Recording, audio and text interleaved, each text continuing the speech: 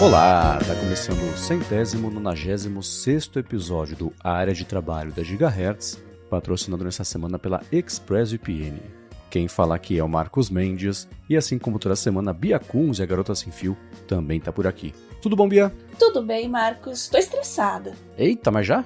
Já, pelo menos é o que o relógio tá falando aqui. Ah! Então tá. Na verdade, eu pulei cedo da cama, já acordei cheio de BO pra resolver aqui, encrenca, pepino, mas consegui resolver rapidinho.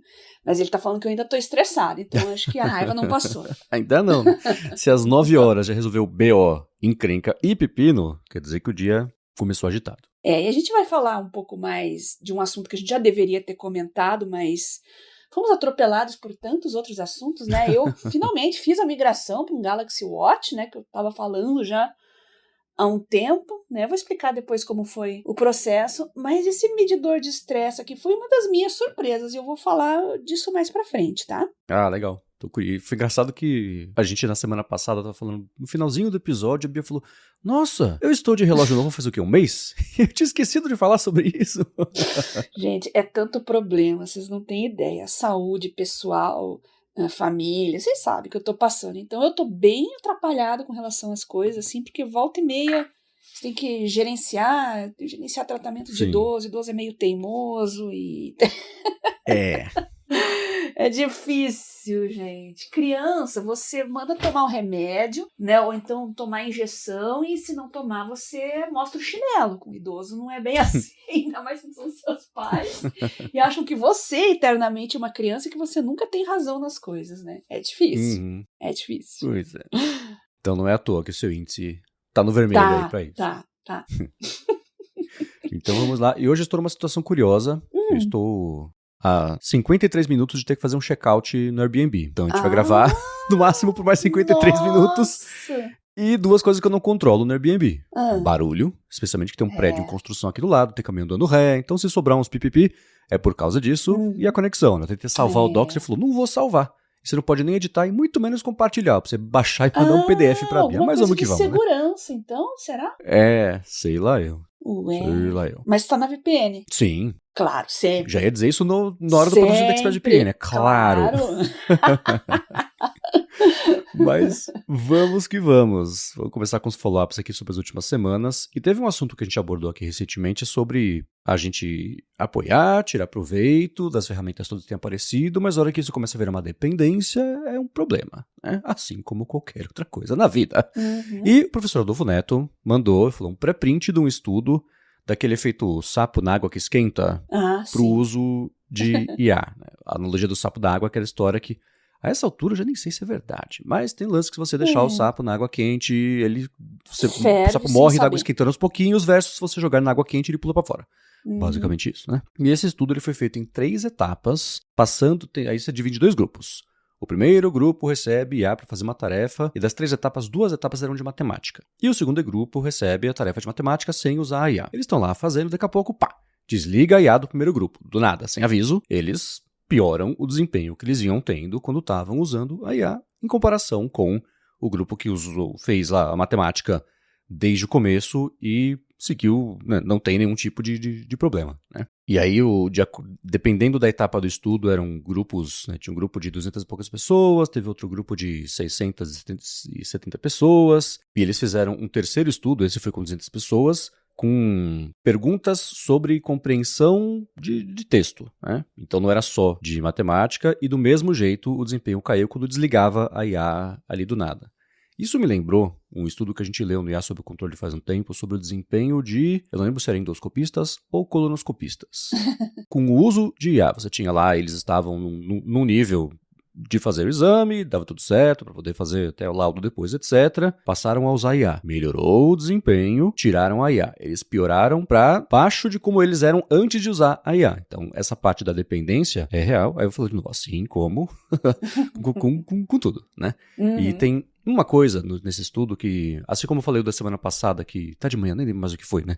De uma coisa um pouco óbvia, ele falava assim, que dependendo de como as pessoas usavam a inteligência artificial, isso fez diferença na queda ou não de desempenho. E aí tem um detalhe que a gente já falou aqui, esse é um estudo autorreportado, então aqueles que autorreportaram que eles estavam só usando o chatbot para cuspir ali a resposta, é óbvio que quando tirou a IA, eles tiveram um desempenho pior do que os participantes que autorreportaram, que estavam fazendo perguntas para chatbots, para dicas, para esclarecer alguma coisa, ao invés de só colar ali com o chatbot. Esse pessoal, sem a IA, teve um desempenho melhor do que a galera que estava só copiando e colando a pergunta, copiando e colando a resposta e fazendo a prova assim. Né? Assim como é colar, que colava antes com a Wikipedia, antes com o Google, antes a internet, antes a Barça. Mas enfim, esse é o estudo que ele mandou. O que você achou?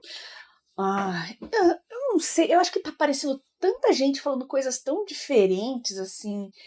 A gente vai falar do Michel Alcoforado também, lá, a respeito de voz e um ambiente acadêmico e tal. E eu acho que a gente tem que considerar tudo, sim, que a gente tá vendo, analisar, conversar, discutir, mas não tomar tudo como verdades absolutas, porque é tudo muito dinâmico, tudo muito rápido. E a gente sabe que em se tratando dessa discussão, quando se fala nos aspectos mais negativos que positivos, sempre ganha um destaque maior. Por quê? Sem dúvida alguma. Ganha muito like, ganha muito engajamento, gera reações, ao invés de você mostrar os benefícios. Né? A pessoa, tá, legal, tá. Mas quando você dá uma criticada ou traz uma visão um pouco mais pessimista sobre as coisas, as pessoas tendem a reagir mais. Então, ok, tudo bem a visão dele, mas eu vejo com um certo distanciamento, tá? Acho que é o jeito certo. Porque eu me pergunto, sempre que eu me pergunto, se você tivesse feito essa mesma coisa, dá para o pessoal outro tipo de assistência. Eu falei de Wikipedia, de tudo bem que Wikipedia matemática, mas todo mundo entendeu o que eu quero dizer, né? É a mesma coisa, né? Ainda mais sem avisar, você tá usando uma coisa aqui, né? Você tá usando, acaba a luz. Claro que você vai ter que se adaptar e vai cair seu desempenho em relação a se você tivesse...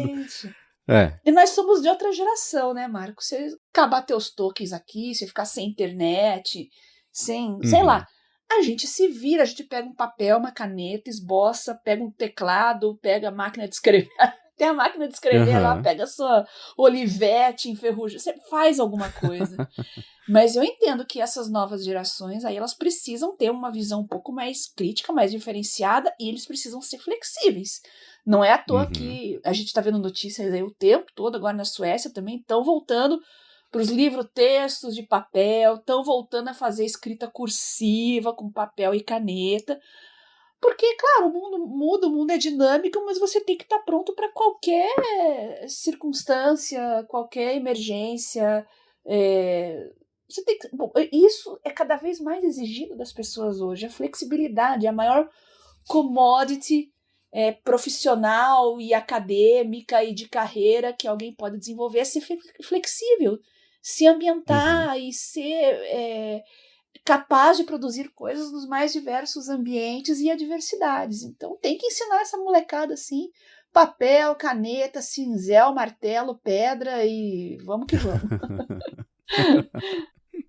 E tem essa parte de adaptação. Eu tava num casamento no fim de semana e tinha uns bebês lá. Eu falei, caramba, cara, como a gente fala hoje em dia sobre a criançada que nasceu no mundo em que rede social já existia versus a gente que nasceu antes disso e foi acompanhando a rede social evoluir para esse pote de vício que ela é hoje.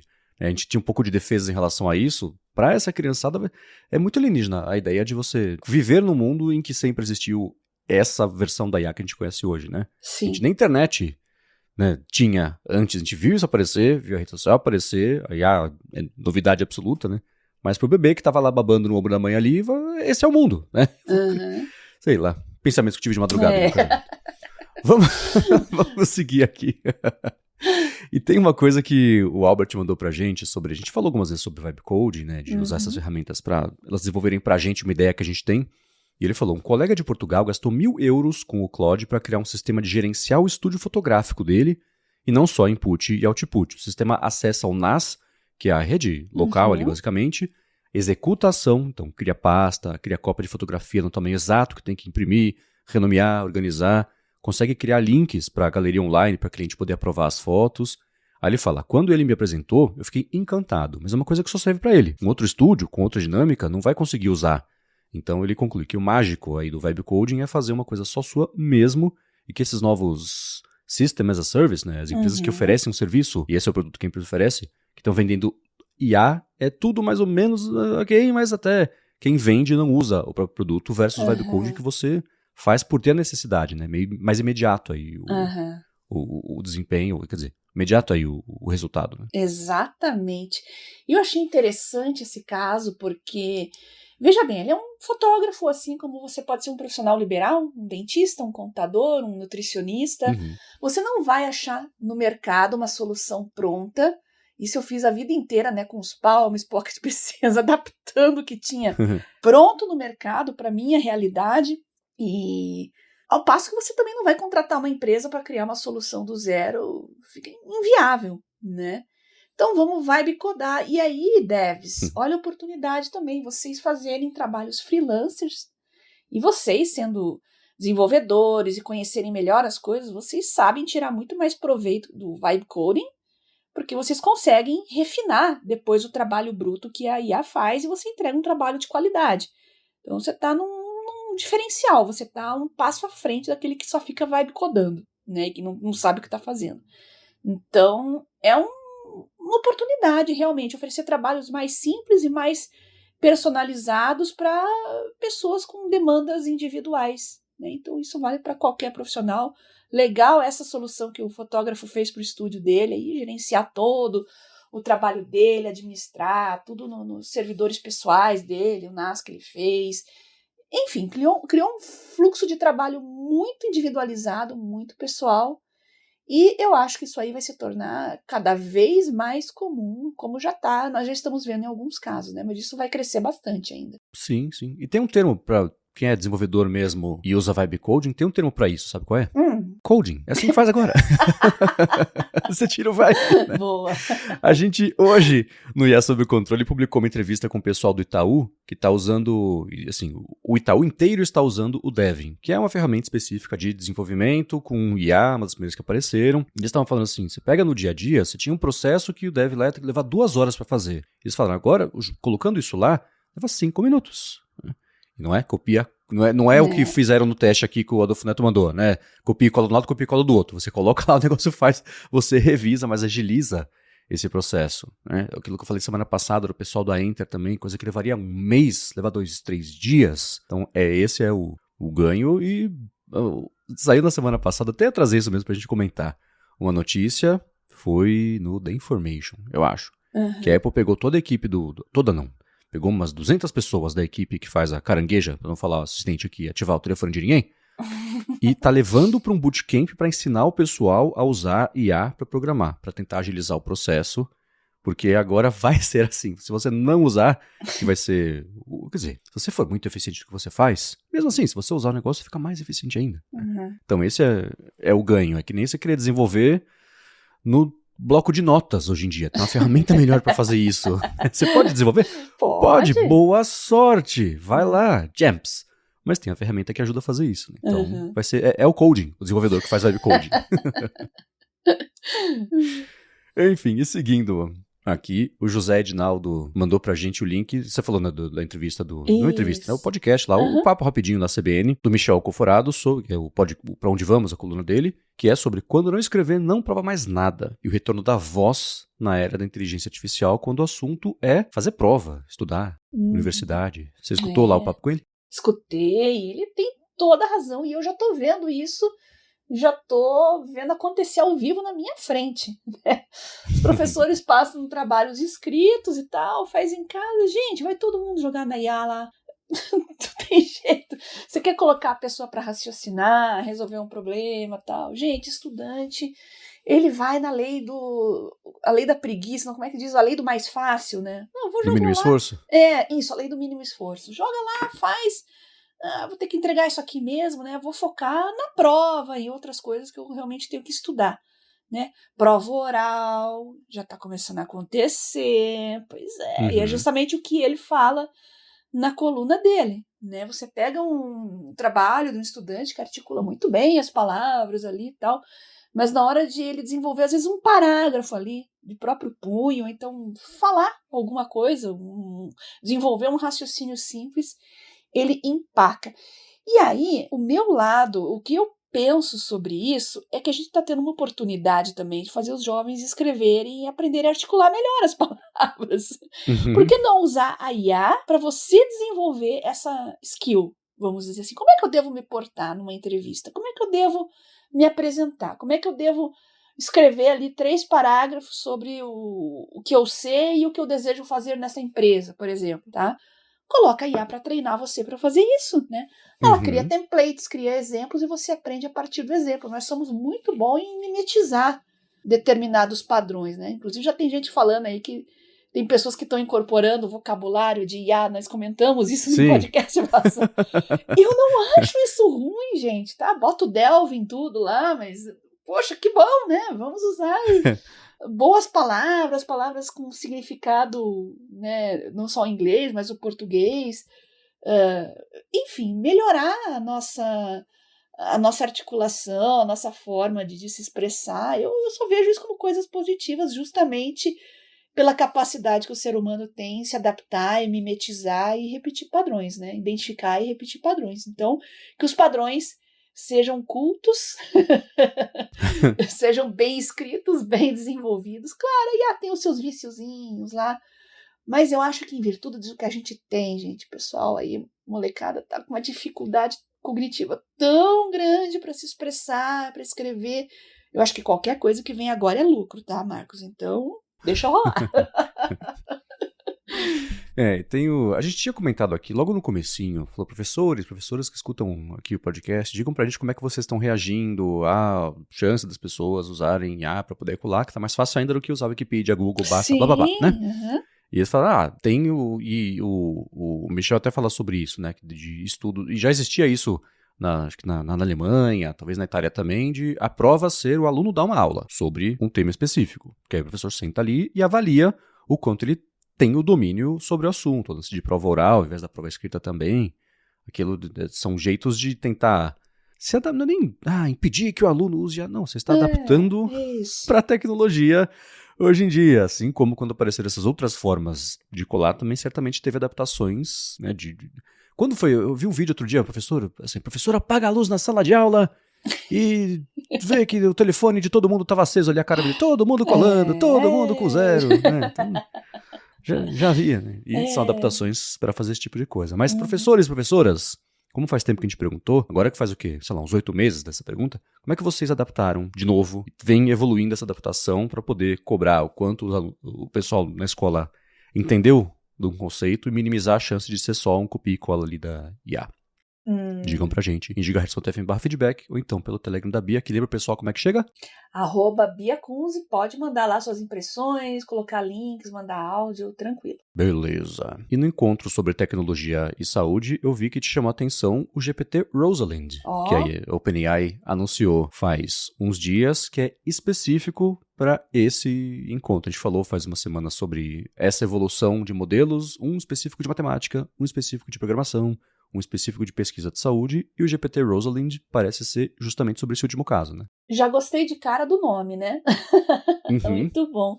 Então, nossa, eu fui seca, né? Saiu a notícia ali, foi a Perplexity que me Quer ajudou. explicar para o pessoal por que desse nome? A Rosalind Franklin, né? Junto com... aliás, saiu a biografia do Crick, né? E do Watson, faleceu faz pouco tempo, aí tem o Crick. E ela é o trio que descobriu a estrutura do DNA, né? Que é a molécula da vida, que é a base de tudo que nós temos hoje, né?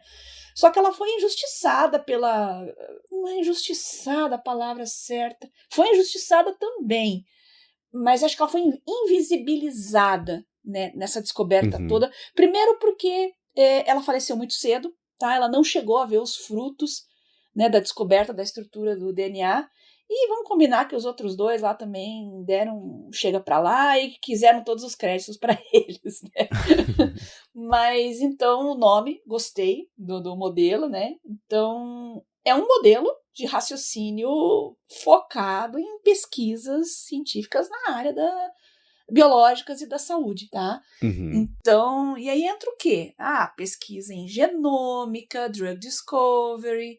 Agora nós temos biologia sintética também, que chamam de engenharia de proteínas, uma área tão nova, né? Então, maravilhoso, eu fui seca lá, mas não é para o nosso bico por enquanto, né? Tá disponível só para algumas instituições por enquanto, então vamos lá, mas é legal isso, tá?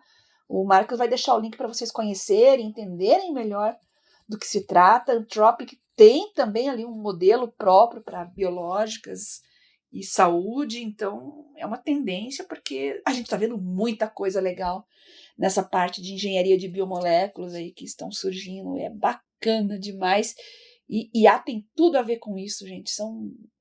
Você está predizendo estruturas, são cálculos matemáticos avançados, então coisas que levavam muito tempo você consegue fazer rapidamente agora, graças a esses modelos. E eu sou muito otimista, vocês sabem, né? Com relação à pesquisa na área da saúde. Sim, eles nem liberaram para todo mundo por conta do risco de mau uso. Aliás, desabafo aqui, foi engraçado essa semana.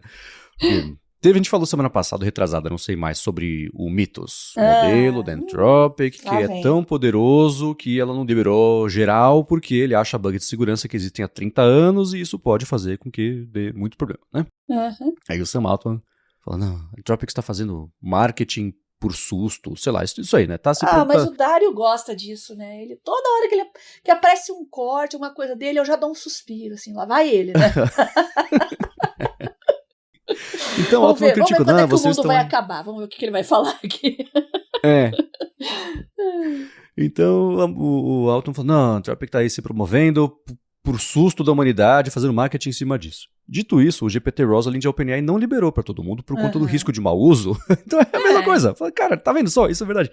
E o mau uso em tecnobiogenética é sério, né? Porque assim como qualquer ferramenta, se você descobrir, mexe no código-fonte da humanidade. Ah, que legal que você pode fazer um medicamento, mas você pode fazer o novo Covid. E isso é um problema. Quem quiser fazer já tá fazendo, gente. Sei lá. Não acho nada sobre isso. Acho meio bobo.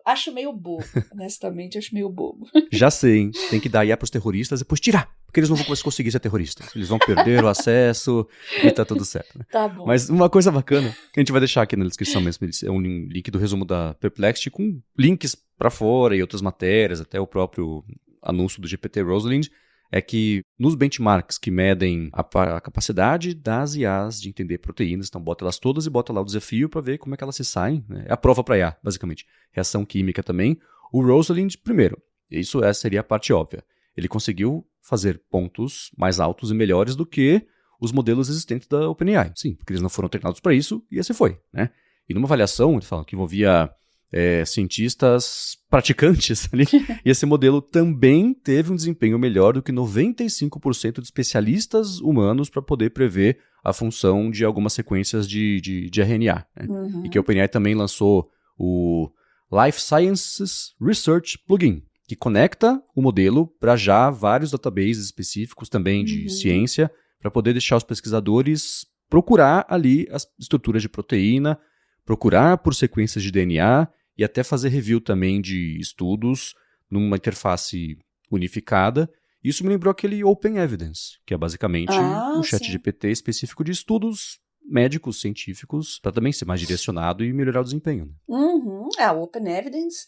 Aliás, eu estive num consultório, tem gente que eu vejo gente falando assim, médico que usa ChatGPT, médico que usa IA, vocês são todos bobos. Eu fui num consultório e tava na tela do laptop do médico Open Evidence, eu vou voltar lá sempre. Lá sempre. Falei, meu Deus do céu, cardiologista, hein? Nossa, ainda mais que saiu um monte de resoluções novas há pouco tempo. É um cara que está atualizado. Gente, vamos acordar, tá? Pelo amor de Deus. Médicos, vocês já sabem disso, tá? A gente só tem que tirar esse estigma do povo aí que acha que IA vai fazer todo o trabalho por ele. Não. Nós falamos sobre doenças raras no episódio passado, doenças que não são triviais na vida do médico, mesmo ele tendo feito residência, às vezes ele pode nunca ter pego um caso que vai aparecer na vida clínica dele, e ele vai lá, vai consultar, assim como antigamente ele ia nos livros, né? Antes você tinha que ter a sua própria biblioteca e tal, e ainda assim não são papers atualizados, são livros, né? É outra finalidade, o objetivo é outro. Você não consegue ter uma biblioteca com todos os compêndios dentro da sua sala ali, é impossível, tá? E hoje, na palma da mão ali, com uma conexão, você acessa o conteúdo mais atualizado possível de qualquer assunto. Então, parem de achar que médico que usa IA é médico preguiçoso, tá? Excelente, Bia. E tem uma hora que eu abri hoje de manhã pra fazer aqui a pauta, e aí eu tava passando, né, pegando as coisas que você me mandou ao longo da semana, e eu cheguei numa imagem que eu falei, já sei exatamente o que é e por que chama a atenção da Bia. Que é aquela imagem clássica de estudo de célula da escola, que mostra ali bonitinho o núcleo, ribossomo, o complexo de Golgi, aquela coisa toda, né? E ela havia sido criada com o GPT-Image 2.0, que a OpenAI anunciou na terça-feira, né? A gente tá gravando aqui na quarta, então acho que foi ontem. E o foco desse gerador de imagens é conseguir fazer textos de um jeito muito melhor do que ele fazia antes. Então, dando exemplo lá de capa de revista, esse tipo de coisa, que de um ano pra cá melhorou mesmo nessas geração de texto e imagens. Parecia tudo meio um cirílico, meio borrado. Hoje em dia são textos que você consegue ler, né? E mexer em estilo e etc. E, enfim, né? A hora que bateu, eu imaginei essa célula gigante chegando na sua timeline e você falou, putz, gostei, você viu que era GPT 2.0? Beleza, vamos falar sobre isso. E aí? Então, eu sempre critiquei geração de imagens médicas e didáticas no geral, porque são horríveis. Eu vi um vídeo uma vez, o que acontece quando você engole um comprimido, né? Meu Deus do céu, tudo de IA, assim. Sim. Eu joguei lá no Twitter e descasquei, né? Claro, absurdo. Mas, realmente, tem muita alucinação nesse sentido. E quando é para gerar gráficos e coisas, também tem palavras que não existem, letras que não existem. É aquela bagunça, né? Aí eu fui assim, pronto, agora tem o Imagem 2.0. Lá fui eu ver, né? Um monte de médicos e professores postando as suas criações lá. E realmente melhorou muito, me pegou de surpresa, tá? Mas ainda tem imprecisões, tá? Precisões, assim, gráficas, tá? Essa que eu te mandei aí, Marcos, tem ali lá em cima escrito microvilosidade, microville, e ele tá apontando para um lisossoma, uma vesícula e tal, sendo que a vesícula e a velocidade está um pouco acima ali, é a seta que se estendeu um pouco demais. Então, são imprecisões, assim, não dá para confiar ainda totalmente, mas, poxa, foi um salto e tanto do que a gente tinha para esses resultados que eu estou vendo agora. E eu vou deixar o link, né, que eu te mandei, Marcos. Coloca lá para o pessoal, né, no X, porque muita gente está postando nos comentários as suas criações também. Vocês vão poder ver de perto aí o que está acontecendo realmente e como é que estão esses resultados e o que o pessoal tá achando. Os resultados dá pra ver que eles são tudo teste de visão também, né? Que é tudo texto pequenininho. Aí tem visão 2020, né? Os humanos que lutem. Tem que ver o que você vai fazer com essa imagem. Botar num slide, essa imagem da célula aí é um pouco complicado botar isso aí num slide, né? E sabe o que é louco, Bia? A gente tá falando aqui sobre a geração do texto. Eu não sou engenheiro de célula, como a gente costuma brincar no ADT.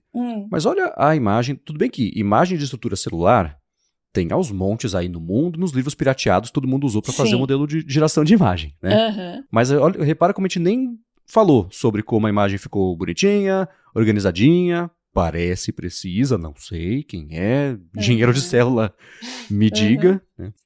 Então já virou, a gente já acostumou com a ideia de você botar um texto de cuspir imagem dessa, bacana, bonitinha, precisa, bem acabada. Tá agradável. E o foco ficou no texto, né? Mas tá agradável. Né? Agora tá certa. Nossa, tem um quê tridimensional. Não, mas as estruturas ali estão certas. Pelo menos o que eu vi, eu olhei por cima ali, tá bonitinho, identificou certinho.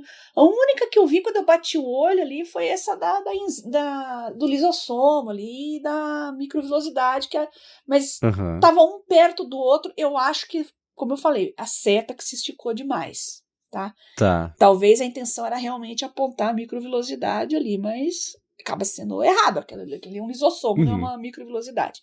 Então, cuidado, né? Tem que usar com cuidado, com restrições, revisar sempre, tá? Mas tá melhorando. Beleza. É o Will Smith comendo macarrão lá, já. Exato. Esse é o melhor benchmark de vídeo, né? Exatamente. Né? E as mitocôndrias eu olho, parece tomate seco. Mas tirando isso... Muito bem, agora tem... Antes da gente falar do relógio da Bia, que eu tô curioso pra gente poder explorar esse assunto, a Bia também mandou pra mim uma dúvida do Felipe, que ele falou que ele foi uma criança que até a faculdade leu muito, queria ter mantido esse hábito, mas que a interferência de internet, telefone, acabaram com esse hábito, ele não sabe mais como recuperar.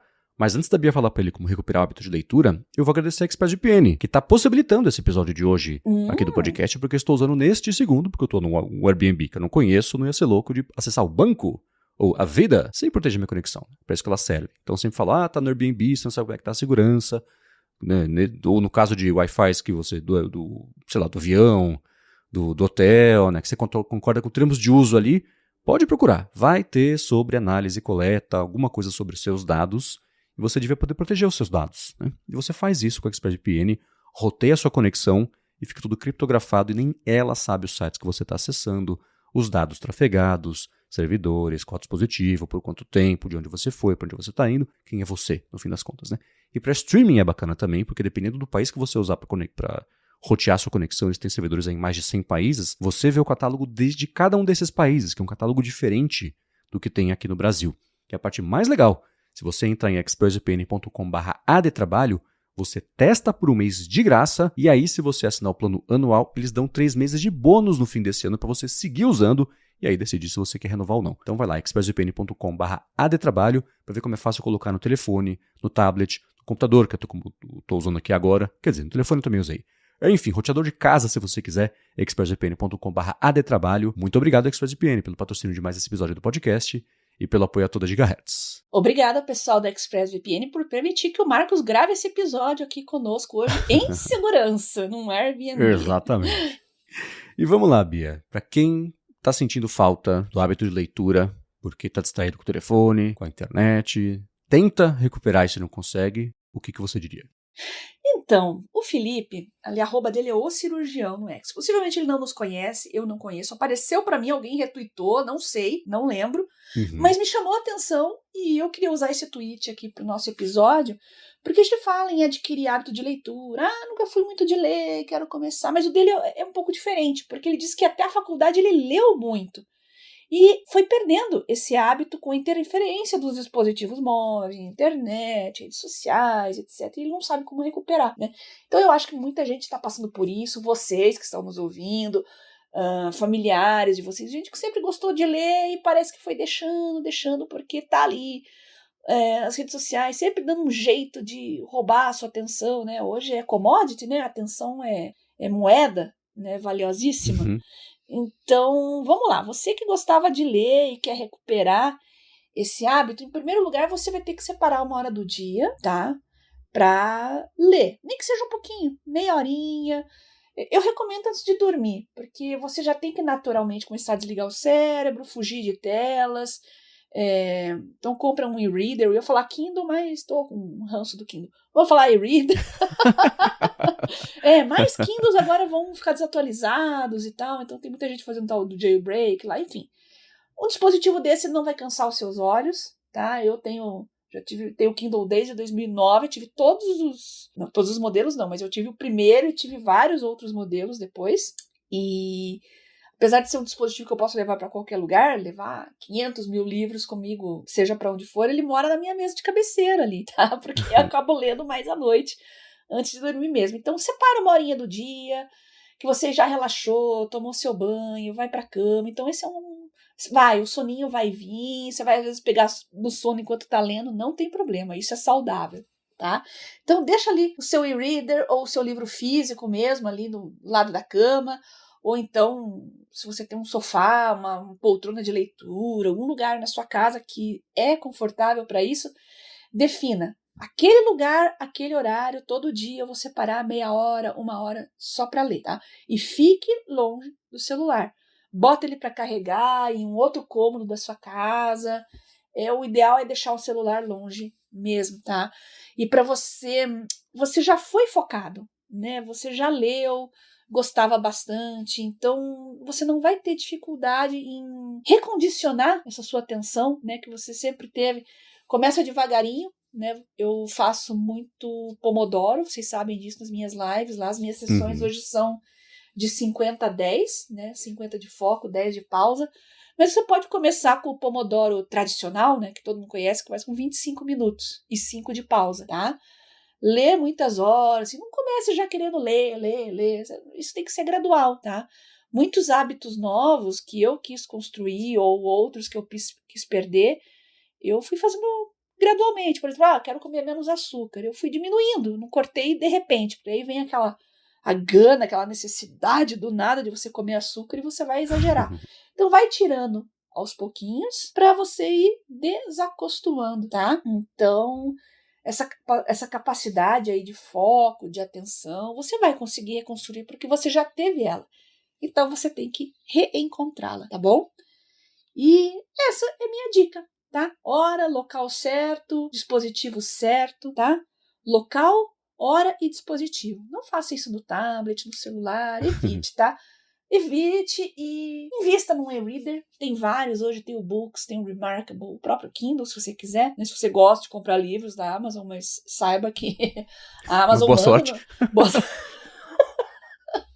A Amazon vai mandar em você, então, mas não tem problema. Eu continuo comprando livros, comprei um ontem ainda, faço o que eu digo, não faço o que eu faço. Mas eu queria muito ler aquele livro lá, tava desesperado, eu comecei a ler ontem mesmo, então, sei lá, às vezes não dá pra evitar, né? Mas tenha o livro, construa esse hábito, tá? O mesmo local, o mesmo dispositivo, no mesmo horário, todos os dias. Se isso funcionar para vocês também, ouvintes, e eu vou procurar o Felipe depois, eu vou mandar um link para ele, falando que a gente falou dele no podcast. Oi, Felipe, tudo bem? Se vocês, ouvintes, aqui também querem dicas, acham que precisam recuperar também o foco, a atenção e quiserem colocar em prática isso que eu falei, o que funciona comigo, essa é a minha experiência, tá? Então, e eu passo por fases também. Tem fase que eu quase não leio. Nossa, eu entrei no começo do ano, assim, lendo pra caramba, porque tava no hospital e essas coisas, né? Aí, de repente, aquela correria de novo, aí voltou a aula e tal. Eu fiquei, acho que umas 4 semanas sem pegar no meu Kindle. E depois, agora, um mês, mais ou menos, tô voltando, tô recuperando devagarinho. Então, a vida, respeite as fases da vida, tá? Você não vai ser produtivo sempre, você não vai ler sempre. Então, respeite o seu tempo, o seu corpo e construa os hábitos devagarinho, tá? Escrevam para nós. Se vocês quiseram mudar os seus hábitos e conseguiram fazer isso, contem pra gente como que foi sua experiência. Nós vamos adorar compartilhar com os demais ouvintes aqui. O meu Telegram, @BiaCunze. Boa. E Bia, me tira uma dúvida. Onde que entram audiolivros aí nessa história? Você considera passar a adotar o audiolivro como hábito de leitura uma coisa válida? Ou é trapacear? Não é trapacear, não. É livro, né, gente? Eu acho que é importante os dois meios de suporte, tá? Eu não gosto de audiolivro, eu gosto de texto. Em áudio, eu prefiro ouvir coisas mais curtas, podcast. O meu problema é manter a linearidade da leitura de um livro em áudio. Eu vou ouvir num dia, depois vou ouvir dali 5 dias, eu esqueci tudo que eu já tinha ouvido. E com texto não é assim. Às vezes eu volto só folheando assim, eu já relembro de tudo rapidinho e consigo retomar a leitura. Mas com áudio não rola, eu prefiro podcasts. E eu adoraria conseguir ler mais. Tem gente que lê em ônibus, metrô, em carro em movimento. Nossa, eu amaria ser assim, viu? Ler no Uber, passo muito tempo às vezes em Uber, transporte público, mas eu enjoo, gente. É um horror. Então, eu deixo esses momentos para ouvir meus podcasts. Tá, ok. Que só levantar essa bola, porque eu tenho certeza que muita gente migrou o hábito de leitura para o hábito de consumo de um livro. Não tem problema, de mais de uma gente. forma. Consuma livros, seja qual for o meio de suporte. Eu não consigo manter com audiolivro. Cada um é cada um, né? Beleza. Total. E vamos lá. Você lembrou semana passada que já estava com o relógio no pulso há um mês? Vamos falar sobre ele que estava devendo um review. Qual que é o relógio? Gente, é o Galaxy Watch 7. Tá. Eu já estava monitorando o preço dele faz tempo, né? Eu ainda falei assim, a hora que ficar menos de R$1.000 eu compro. Eu falei assim, eu vou lá, quebro um porquinho e compro. Mas não baixava 1.000 e pouco, tal. E baixou, de repente, do nada, e justamente o de 44 milímetros, que é aquele maiorzinho. Porque ano passado, retrasado, não sei, eu já tinha ido na loja Samsung pra ver eles no braço, né? Eu coloquei o de 44. Falei, nossa, grande demais. Meu Deus, que horror. Tirei. Aí coloquei o de 40. Péssimo, assim, pra enxergar. Aí eu peguei o de 44 de novo. Falei, acho que tem que ser o maior mesmo, infelizmente. Minha visão já não é aquela lá da Bia de 20 anos. Então, paciência, né? Então, e acostumei, sabe? No começo achei ele meio grandão, mas tô super acostumada agora. Parece que eu tô com a impressão, será que ele diminuiu de tamanho? Meu braço que aumentou? Não, meu braço continua aqui a mesma espessura. O relógio também acho que eu acostumei, tá? Então, gente, o tamanho é uma coisa muito pessoal, tá? Eu tava inclinada a pegar o menor, mas acabei pegando o maior. E vamos lá, pontos positivos. O que eu queria tendo migrando da pulseira, que é maravilhosa, monitora meu sono, que é o que eu mais gostava de fazer, as atividades físicas, tá tudo lá certinho. Vamos ver quanto eu me movimentei essa semana, quantos passos eu dei. A água também eu coloco quanta água eu tô bebendo, monitoro, enfim, várias coisas.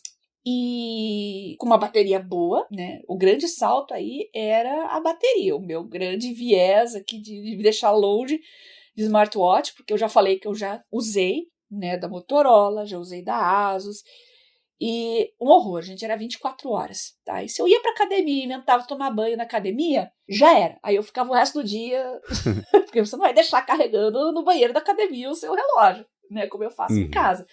Então, o horário que eu deixo ele carregando é o horário que eu vou tomar banho, tá? Então, consigo fazer isso dia sim, dia não. Então, funciona bem. Se eu tiver que tomar banho fora um dia lá, eu vou ter bateria para isso. Aí eu descobri uma coisa que eu não sabia, eu acho que eu não olhei os reviews direito, eu fiquei muito chateada. Que é o carregamento por indução. Porque eu pensava assim, se eu ficar sem bateria durante o dia, eu encosto ele no meu smartphone, também da Samsung, né? E carrego, fica encostadinho no outro, porque eu já tinha visto vários vídeos com isso. Aquele lance de carregamento reverso, né? Isso, exato. Então, se acontecer, ficar com a bateria baixa, eu me viro aqui, não vou ficar sem bateria. E eles tiraram isso no set, e eu não sabia. Eu fiquei muito brava, muito chateada. Foi o que mais me deixou brava. Tinha até o 6, aí tiraram. Não sei por quê, não sei. Fui pesquisar e fui lá ver os reviews, realmente tiraram no set. Pô, Samsung, que assim, mancada, hein? Eu acho que eles tiraram, sabe por quê? Exatamente por isso, Bia. Quanto tempo você levou pra descobrir que nem tinha mais esse negócio? Acho que as pessoas Pode ser. Não usavam, não sabia que existia e devia se economizar 3 centavos por componente pra fazer isso pra vender. Fala, beleza. Acho que a adoção era... É uma ideia super legal, mas acho que a adoção era tão pequena. Quem usa tá sentindo falta, eu sei. Todo mundo tem as suas particularidades. Mas não pegou essa tecnologia. É super útil. Mas não rolou, né? Engraçado. Então, às vezes, 1 ou 2 vezes por semana eu tenho que dormir fora de casa. Então, o que eu fiz? Fui lá no Mercado Livre e comprei um carregador à parte. Então, paciência. Agora fica sempre na minha bolsa para não correr o risco de ficar sem, né? Eu tava contando que eu ia conseguir carregar no smartphone, então tudo bem, né? Agora, o que estava acontecendo, que eu já estava inclinada a comprar e tal, é porque eu estava com muita oscilação de pressão, tá? Vem verão, né, gente? Mais perimenopausa, assim, meu Deus do céu. Tem dias que não sei explicar e o médico falou, paciência, é assim por enquanto. Tô tendo que aprender a lidar com isso, né? Fase da vida, né? Toda mulher passa por isso. Se tiver sorte, né? Viver o suficiente para passar por isso. Então, a gente tem que aceitar, né? Mas eu passei mal um dia, tava lá no laboratório, toda paramentada, tá? Mas eu passei muito, muito mal a ponto de eu deitar na mesa.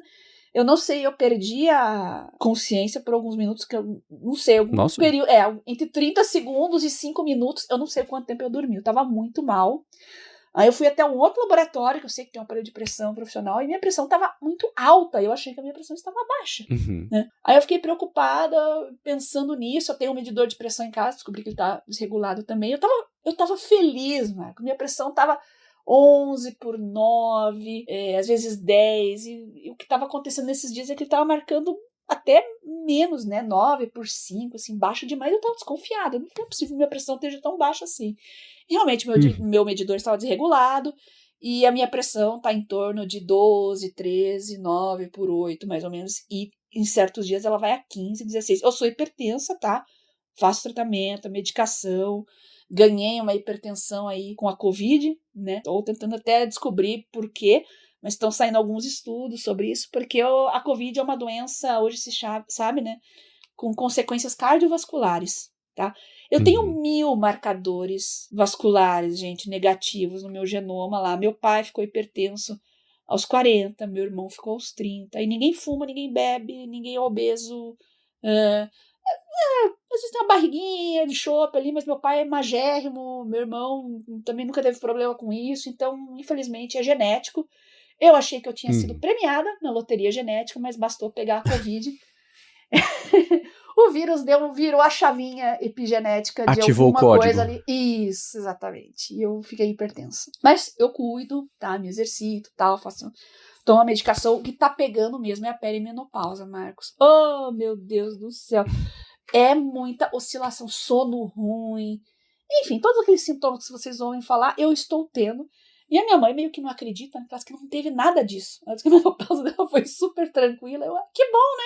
Só porque você não teve, você acha que eu não deveria ter também? Infelizmente está acontecendo. É uma droga ter isso, mas tudo bem. Então, e acaba gerando consequências aí na minha saúde no geral, tá? Então, esse foi o motivo primordial da compra. Então, agora eu monitoro com mais calma e de tempo em tempo a gente tem que calibrar, tá? É mais difícil você fazer isso com aquele medidor caseiro, sabe? Aquele que você compra em farmácia e tal. Você tem que levar numa assistência e tal, de tempo em tempo calibrar. Agora lá na universidade, o Samsung, ele tem um Health Monitor, que é o calibrador, e beleza, uma vez por mês, mais ou menos, vou lá, calibro, tudo certo, e agora eu tô com uma medição bem mais fiel, tá? Então essa facilidade de calibrar também contou aqui pra mim, e tá relativamente preciso, viu? Muita gente tá perguntando, será que esses wearables são... Claro, a gente não é 100% preciso, mas eu sei quando tá baixa, eu sei quando tá no meu normal, que agora foi 133/86. Esse é o meu normal de hipertensa, tá? E eu sei quando tá alta, eu passo mal, eu já meço ali. Geralmente quando chega a 15, eu começo a passar mal. Mas é em situações bem adversas, gente. É estresse extremo, é calor também me estressa, e calor me faz mal. Hospital, família, passando por várias situações aí, meu estresse tá sempre também descontrolado. E aí vamos àquilo que eu falei no começo do podcast, né? Ele tem um medidor de estresse, ele já tinha no Fit 3, eu nunca dei bola, tá? Não preciso disso, né? Mas aquele tá toda hora marcando, e realmente, né? Nossa, é bem fiel, né? O leve, o moderado e o alto, né? Puxa, aí eu olhei aqui, tava olhando agora, dia 18, maior parte do dia, moderado e alto. Lá fui eu no calendário. Eu tive uma prova, gente. Passei das 9 da manhã até as 6 da tarde fazendo uma prova chata, difícil, pentelha pra caramba. Tá explicado. Pronto. E realmente são os dias mais estressantes, dias de tratamento, dia que eu passo lá com a minha família, dia que eu vou no hospital.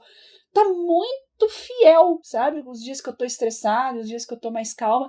E isso também é importante monitorar, porque depois de um dia muito estressante, dá para você mudar de atividade. Eu vou caminhar um pouco, fazer aqueles exercícios de respiração. Ele até sugere fazer aqui, né? Não é lenda, gente. Às vezes se sentar um pouquinho, fechar os olhos, esquecer um pouco, respirar fundo.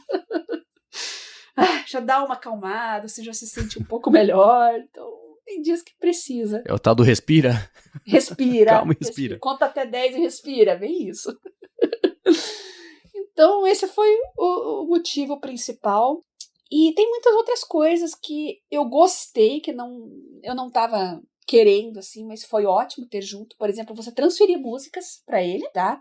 Então, eu posso ir pra academia sem o meu smartphone. Eu pensei em pegar o LTE, mas eu pensei, será que eu vou usar? Será que eu preciso disso mesmo? E o outro baixou o preço, eu falei, vai nesse aqui, né? Mas não preciso de LTE, gente. Para mim é suficiente. Se eu vou pra academia, ele consegue monitorar a minha atividade. E eu consigo colocar música e ouvir meu fone também é da Samsung. Aliás, ele tem o controlador. Não preciso mais controlar ruído, cancelamento de ruído, essas coisas pelo smartphone. Controlo tudo pelo relógio. Isso é ótimo. Então, eu tô pegando menos o smartphone na mão o tempo todo. Eu deixo ele na bolsa, no cantinho, e controlo tudo pelo relógio. Quero ouvir uma música, quero pausar, quero desligar o cancelamento de ruído, às vezes para conversar com alguém, fazer alguma coisa. Aí volto para minha atividade, ativo de novo. Eu uso o fone, às vezes, sem ouvir nada, sem música. Eu uso só para cancelar o ruído mesmo. Quando tem, sabe aquela gente falando no fundo? Sim, te brinca no DT, o cancelamento de vida, exatamente. Eu até penso, assim, sabe, e ainda mais que eu sou muito sensível, né, a ruído, eu penso em comprar aquele Buds Pro, né, mas, gente, mas é mil e tantos reais. É um investimento, vai trazer qualidade de vida, vai, só que eu sou muito lesada pra perder fone, gente. Se eu perder um fone de R$ 1.000, eu vou passar meses me odiando, assim, severamente, tá? Porque os 3 fones que eu juntei aqui até hoje foi porque eu achava que tinha perdido. Eu tive sorte de recuperar o primeiro da QCY. Eu perdi um dos foninhos. Eu falei, já fui lá, comprei outro, né? Aí outro dia, um belo dia, eu achei no capuz do moletom, sabe? Eu acho que ele tinha caído. Olha a sorte, né? Falei, nossa, o fone que eu perdi tava dentro do capuz do moletom. Eu acho que eu tirei o capuz, assim, o fone foi junto e eu não percebi, sei lá, mas eu recuperei, tá? O segundo eu perdi lá na faculdade, então eu falei, já era também. Aí 2 dias depois eu comprei o da Samsung, né? Falei, perdi o fone, foi a caixinha, foi o fone, foi tudo, né? 2 dias depois o colega me mandou uma mensagem pra mim, achei esse fone aqui e tal. É meu. Recuperei também. Então eu fiquei com 3 fones, no fim das contas. Mas eu sou lesada, gente, pra perder. E volta e meia eu perco os meus da Samsung, só que ele tem o Smart, o Find, né? Se eu perco um fone, ele já começa a pitar. Já sei onde é que ele tá. Já acho, caiu. E via de regra é meu gato que pegou, né? Às vezes eu tiro o fone, ao invés de pôr na caixinha. Ao invés de eu pôr na caixinha, eu sou preguiçosa, eu deixo em cima da minha mesa aqui. Aí vou fazer outra coisa. Aí meu gato vai lá e creu. Ele pega o fone e leva embora. Ainda bem que ele não engole, né? Menos mal. Nossa, não. Nem Mas brinca. eu acho depois. Ele apita lá, eu acho ele aqui pela casa, né? Então, vou pensar com carinho nisso de investir num fone Pro e tal, mas o medo não é o do fone, é de, sei lá, eu perder e ficar me odiando. Né? O fone de 300, 400, até vou lá, compro outro, meio puta, mas enfurecida, mas compro outro. Agora, quando é um valor mais alto, você sempre fica meio assim, né? São decisões. Mas poder controlar o fone no relógio é o que me fez pensar, puxa, eu vou comprar o Pro, né? Porque agora eu posso ficar com o fone o dia inteiro, fazer minhas coisas, trabalhar no laboratório, escrever, e quando eu quiser conversar com alguém, pra uma reunião, eu fico com o fone ali, sabe? Jogo o cabelo em cima, ninguém percebe que eu tô de fone, né? Por falta de educação, a pessoa vai achar que eu não tô ouvindo ela, né? Mas... Eu fazia isso na escola, quando eu era cabeludo, pra poder ouvir rock durante a aula. Eu também. Só que eu tinha cabelão, né, preto, assim, e tal, e era um fone, né? Então eu mesmo nos primeiros iPods, agora que você falou, eu estou lembrando disso, nos primeiros iPods, eu guardava o fone branco, eu usava só em casa, na rua, até pra não chamar a atenção de ladrão, aquela época do foninho branco, né? Lembra no início que o pessoal, fone branco, iPod, né? Escancarado que você tava usando iPod. Antes de iPhone, gente, muito antes de iPhone. Então aí eu botava o preto, que era mais discreto, não chamava atenção, aí eu jogava o cabelo em cima também, ninguém sabia que eu tava ouvindo música, né? Walkman, Discman, depois os PDAs, então eu tava sempre ouvindo música, eu faço isso desde criança, né? Então, ótimo, agora eu consigo controlar pelo relógio todas, até coloquei um atalhozinho na minha tela principal, e um dos atalhos é o Buds Controller, porque eu uso agora isso o tempo todo, né? Então não estava nos planos, eu não estava contando assim com isso, mas achei legal poder ter esse controle, e achei legal poder ir para academia ou fazer alguma atividade, fazer uma caminhada, sem precisar levar o smartphone junto, mesmo sem ter LTE. Porque para mim basta, gente, botar as músicas ali, coloco o fone, caminho e tô feliz. Tô satisfeita. Lembra que eu tinha comprado, Marcos, aquele player para usar com fone Bluetooth? Então, agora ele vai ficar encostado aqui. O que mais que eu estou usando aqui? Deixa eu ver aqui. Uma coisa que é interessante, mas eu também não comprei com esse intuito, mas poder responder mensagens, né? Como eu falei, tem mensagem, pessoas mais próximas, assim, eu ativo a notificação. O resto é mudez total. Meu smartphone é mudinho, né? E eu já brinquei, né? Eu brinco nas lives, eu brinco na internet, né? Que minha mãe é assim, gente. Se ela ligar 10 vezes pra mim e eu não atender, o próximo que ela vai ligar é o IML. Aliás, 10? Duvido que ela vai levar isso tudo. É que ela fica ligando em seguida, assim, insistindo, sabe? Cai, ela liga de novo porque ela acha que eu não tô escutando. Mas às vezes eu preciso responder. Na FIT eu tinha aquelas respostas rápidas, Mas aqui, além das respostas rápidas, eu posso escrever alguma coisa também. Então, às vezes, numa emergência, assim, só pra você falar ali, me dá uns minutinhos, tô terminando uma coisa aqui, depois eu te respondo. Sabe, você não quer perder o fio da meada do que você tá fazendo, mas você não quer deixar a pessoa no vácuo, né? Fala, só um minutinho, eu já te respondo, tá? Assim, educadamente e tal. Então, é legal. E como eu tenho que estar atenta com as coisas da minha mãe, eu tô mais próxima, assim, dela, as notificações estão ali, eu tô o tempo todo, vai que ela não tá bem, sei lá. Então, ela manda mensagem, eu procuro responder o mais rápido possível, mesmo que eu esteja estudando, trabalhando. Eu peço pelo menos para esperar um pouquinho, só para dar um feedback que eu não tô morta. É sempre bom. Então, essas são as minhas impressões nesse primeiro mês. Deixa eu ver o que mais que eu coloquei aqui. Coloquei o Todoist. Bem legal também poder dar baixa nas coisas. Outra coisa legal é a notificação dos medicamentos, né? Eu uso o MyTherapy para Android. Na Fit você recebe a notificação da hora de tomar o remédio, mas você não conseguia dar baixa, marcar como um medicamento tomado. Isso era uma limitação que no relógio não tem. Então é legal. Então, o medicamento, não preciso pegar o smartphone. Então eu tô pegando menos o smartphone, né? Eu até vou dar uma olhada ali, ver de quantos bloqueios eu tinha, desbloqueios de tela eu passei, para quantos eu passei a ter, porque eu acho que diminuiu bastante, viu? Porque às vezes é coisa simples, assim, bebi água, marquei, tomei meu medicamento, marquei, tudo sem pegar o smartphone. Responder alguém rapidamente, alguma mensagem, também vai ali pelo relógio. Então, alternar entre as faixas de músicas, podcast, funciona super bem. É difícil criar o hábito, né, de fazer isso, de acostumar para passar a fazer aí. Nossa, mas em uma semana eu já tava usando tudo, assim, esse legal. negócio nerd meu, né, de querer testar as coisas, gosto de explorar tudo, saber tudo que faz, então fui descobrindo as coisas aos poucos, assim, até essa gafe do carregamento aí, eu descobri já nos primeiros dias também, né, porque eu tava ansiosa, que bom, não vou ficar sem bateria, era uma das minhas primeiras preocupações, né, encosto ali, vejo que tá acabando a bateria, eu coloco pelo menos 20, 30%. Infelizmente, agora eu tenho que andar com o carregador junto.